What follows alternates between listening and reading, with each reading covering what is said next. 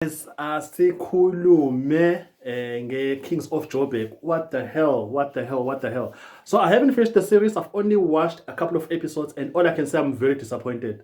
Like, I absolutely do not understand it. I absolutely don't understand the whole thing of it, witchcrafty mermaids. I thought it would be more like a gangster storyline, and now we are shifting from being gangster, demons fighting other demons. I absolutely don't understand it. I've only watched 3 episodes. I think there's 7. Yeah, I think there's 7 episodes. I'm still gonna make another video so I can give you guys a thorough review of the whole series as itself. But for now, I'm just disappointed. I'm not even tempted to actually continue. I don't know. It's like it was executive produced by Ugogo Maweni. I don't know. Like the whole thing of witchcraft in these shows, I absolutely don't understand it. One show that I absolutely loved this year that was South African produced, it was Unseen. I loved the Unseen. There wasn't much of witchcraft and whatnot.